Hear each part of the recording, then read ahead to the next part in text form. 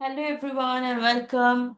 I am back with the second video on chemical reaction and equation. So, we have already discussed with you what is a chemical reaction, how to represent a chemical reaction, which is the chemical equation, and how do we go ahead balancing the equation. Next, coming ahead with what are the different types of reactions that are there. So we have got different types of reactions, which is one is combination, wherein two molecules will combine to form a product. So that is combination reaction. Decomposition, where there is a breaking down of molecules that is taking place. Displacement, there is a change. So B, it would move when it was combined with A, it would move to combining with separate. So that is displacement, double displacement, wherein the exchange is taking place. Oxidation, reduction, where I have things of oxidation and reduction taking place. Now we'll be going to each and every of them one by one. Now, when I talk about combination reaction, what is happening? So if I have a lime, I add into lime is nothing but calcium oxide. So when I add into water, what is happening? I will feel that the beaker or the glass or the container that I'm in, that is becoming hot. So I told you, if the temperature changes, that means chemical reaction is taking place, right? So what is happening? Once it reacts, water with calcium oxide reacts, it will give me calcium hydroxide. So if quicklime is calcium hydroxide is slaked lime. It is very important for you all to remember what is what. Okay? So now if I tell you, so I have calcium oxide which reacted with water to give me calcium hydroxide and produced heat. So that is how the combination reaction took place. So calcium oxide and water, it combined. So to give you another example, I will say again a combination reaction we have seen earlier.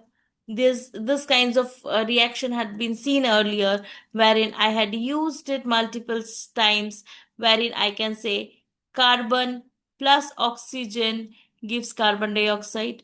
So there is a combination of carbon and oxygen that took place. Magnesium plus oxygen gave magnesium oxide. So balancing the equation is very important. So all these are combination reaction. Now, next coming to the next type of reaction, what is just opposite to combination? It is decomposition. So the reactions wherein there is some kind of breaking down which is taking place. All right. So that is there. I told you there are various combination reactions, and whenever we say combination reactions, this is where heat is being released. So it is usually when there's a combining, there's an energy, release of energy that takes place whenever there is a fusion, and that is when I say it is an exothermic reaction. So this exothermic reaction is very much used in our day-to-day life, like burning of natural gas. So methane, which burns in oxygen, provides carbon dioxide and water. Respiration, again breaking down of glucose that takes place. Decomposition of vegetables matters, burning magnesium, all those things. Now coming to decomposition reaction. What is decomposition reaction? Decomposition reaction means it is going to get dissociated, right? So if I am talking about something like this, I can have, as it states here, ferrous sulfate is being taken and you heat it over the flame. You will see ferrous sulfate is usually green in color, and the green color of ferrous sulfate, it has changed. and there is a characteristic smell that comes. So when I have ferrous sulfate, as it is an hydrated salt, it is green in color, it loses water. So I have a change in color that takes place of for ferrous sulfate. Okay. The equation is also given. We have calcium carbonate, which is quicklime. Okay. So calcium carbonate, decomposition of calcium carbonate, which is a limestone. This limestone, they get heated and they get dissociated into calcium oxide and carbon dioxide. Decomposition takes place. So that is where, we have quicklime is being formed and carbon dioxide is being released. So that is why calcium oxide has many uses like manufacturing cement and all, calcium oxide is being used. When decomposition reaction takes place, it is carried out by heating. So I'm giving energy, and then it is called as thermal decomposition because it requires heat, it is endothermic. Whereas combination, it releases heat, it is exothermic. For decomposition reaction, another example, if I said lead nitrate, which is there, okay, it's a powder. If I put it in a boiling tube and I heat it, then brown fumes will come out because of the nitrogen dioxide which comes out, and this nitrogen dioxide will be in brownish color. Now again, when I said to decomposition, when I am using heat, I am calling it as thermal decomposition. But when I am using electricity, okay, by using battery, I call it as electrolysis of water or electrical decomposition.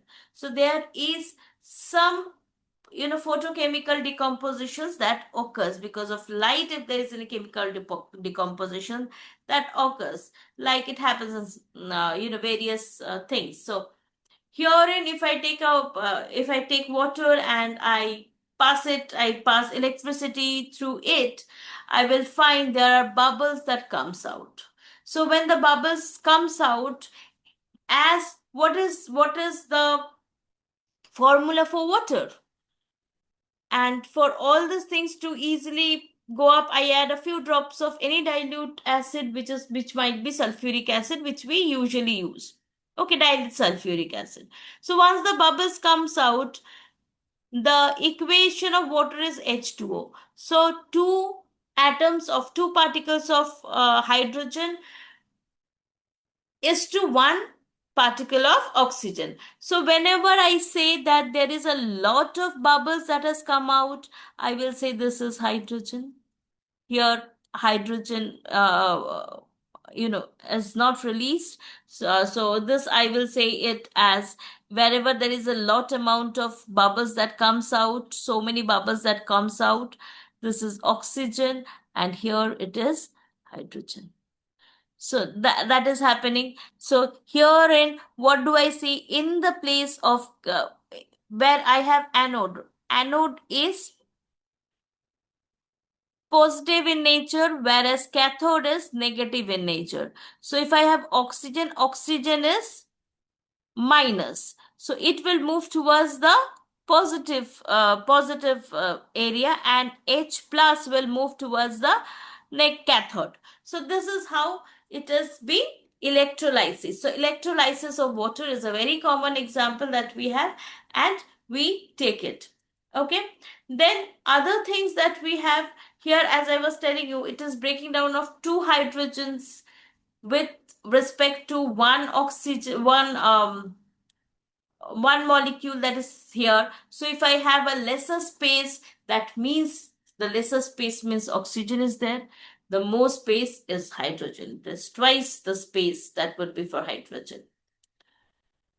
Another reaction that is talking about, which I was talking just before some time, which is known as photochemical decomposition. Because there is sunlight involved, I say this kind of reaction to be photochemical decomposition.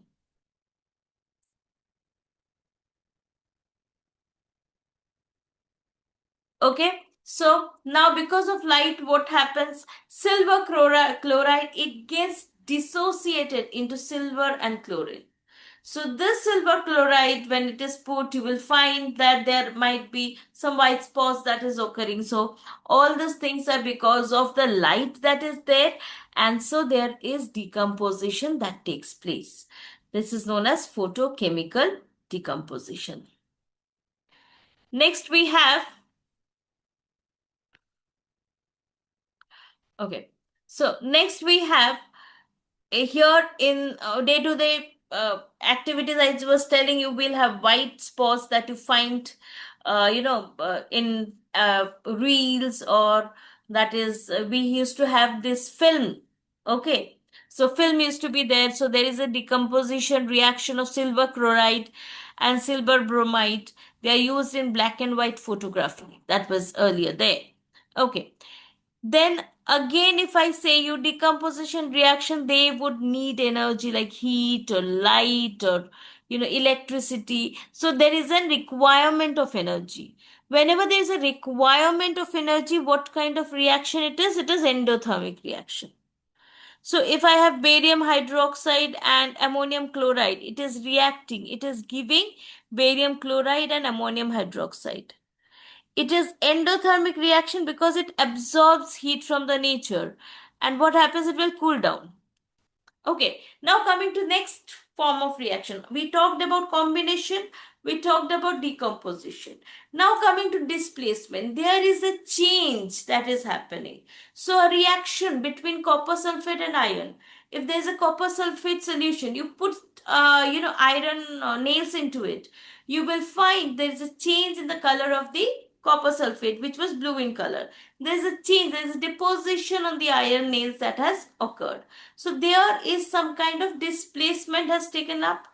Okay, so copper sulfate and the iron, this has turned into ferrous sulfate, and the copper got deposited over the iron nails.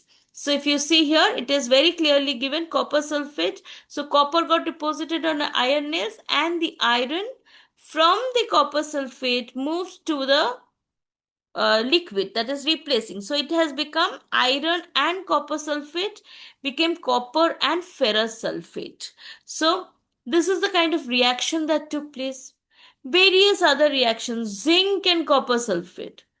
So zinc and copper sulfate, this copper would go and they get deposited. So zinc will go and get deposited there. So I will have zinc sulfate and copper. Right? So lead and copper chloride.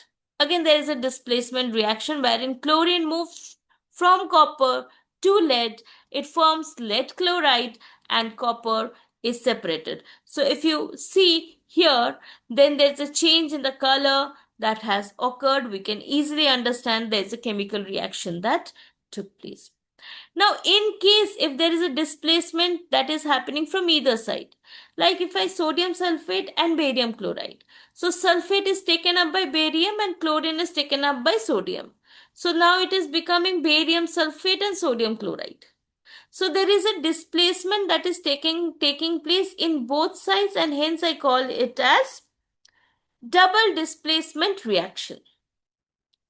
So lead nitrate and potassium iodide giving an yellow precipitate. So yellow precipitate is because of the free lead it is getting. So a lead nitrate is there, and you add potassium iodide. So what happens is the lead iodide is getting, iodine is going with the lead iodide is going, and then it's getting settled down in the solid form or in the precipitate form, and in the aqueous we have potassium nitrate. Next, coming to oxidation reduction reaction. What is oxidation? Oxidation means reaction which is going to combine with oxygen. So there is a gain of oxygen that is taking place. That is oxidation reaction.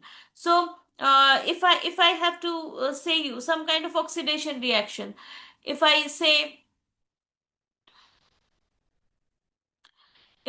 somewhere like sodium plus oxygen, it gives NaO. So there is some kind of oxidation. Oxygen is getting added. So this kind of reaction is oxidation reaction. Reduction means I am having a loss of oxygen or a gain of hydrogen. So these are the two kinds of reactions, if I say, is the oxidation and the reduction reaction. So a combination of oxidation and reduction reaction is known as a redox reaction. Like if I have here copper sulfate, the copper sulfate is taken and it is heated in a wire gouge. Okay, now what on the surface of copper powder becomes coated with black copper oxide. So there is an oxygen that it's combining with oxygen, and I am getting a very dark colored powder that is there. This is because oxygen is being added, and I have a black color powder that I get, and this is nothing but copper oxide. So here what happens with the copper? Oxygen got added, hence I say it copper oxide. Okay, so oxidation has taken place, and at the same time, when oxidation has taken place, there has been a reduction that took place. So when I say copper oxide, who got the oxygen? Hydrogen got the oxygen. So who is getting oxidized? Hydrogen is getting oxidized. So hydrogen is acting as a reducing agent and it is getting oxidized. Okay. Whereas what happens to copper oxide? Copper oxide, here in copper, is losing oxygen. Oxygen is moving from copper to hydrogen. Hence, what happens? Copper is going ahead, or copper is facing reduction, whereas because hydrogen is going to gain oxygen, it is known as oxidation. If I say about zinc oxide and carbon, which is giving zinc plus carbon monoxide. So here what is happening? As zinc oxide, in case of zinc oxide, the oxygen is moving from zinc to carbon. So who is getting oxidized? Carbon is getting oxidized. So carbon monoxide is formed. Whereas what happened to zinc? Zinc is getting reduced. Zinc is losing oxygen. It is getting reduced. So it is, reduction is taking place. But what happens? Who is the oxidizing agent? Oxidizing helps in the oxidizing of the other element. So it itself gets reduced. I am giving away oxygen. So that is an oxidizing agent. So zinc oxide is the oxidizing agent, hence it is getting reduced. What is happening to C? C is a reducing agent. C is now going to go ahead and reduce and form carbon monoxide. So that is the reducing agent, and hence it is getting oxidized. Oxidation is taking place. Okay. Similarly, if I talk about hydrochloric acid, which is oxidized in chlorine, forms manganese oxide. It's getting reduced to manganese chloride. So manganese oxide, what is happening? Oxygen is getting moving out. To whom is it moving out? To magnesium chloride. So I'm talking about magnesium. So MnO2 to MnCl2, that is happening. Okay, what happened to hydrogen chloride? Here whom I am considering? I am considering chlorine. So there is it is losing hydrogen. So if losing of hydrogen means gaining of oxygen is taking place. So losing of hydrogen or gaining of oxygen, you will say oxidation is taking place. So HCl is getting oxidized. So in everyday life, if we face, there are various reactions that we face in each and everyday life. It is a process by which metal is attacked by substance such as moisture. So if there is that, then I have corrosion that takes place, moisture, acids and all. Now, black coating on silver, green coating on copper, all these things are because of oxidation that has taken place. So corrosion happened. So iron particles get coated with reddish brown powder when left over. So, ferrous oxide, rusting of iron, that is what we tell. Another very important thing that happens in our day-to-day life is a practical application, which is rancidity. Rancidity is what? Rancidity is when fats and oils are oxidized, they become rancid. and they have a change in the smell and the taste. So that is known as rancidity. So, oils, they would change their color, chips and all, they might soften, they might have a change in taste. So, all these are rancidity. Adding of antioxidants, they prevent oxidation. So there is a lot of salts being added or fats, oils. So keeping it in airtight container so that air doesn't come in, because oxygen, it needs moisture so that rancidity can occur. But if I get it devoid of oxygen, then rancidity would not occur. Flushing bags with gas such as nitrogen. Again, the chips we find it usually. So that is done basically to reduce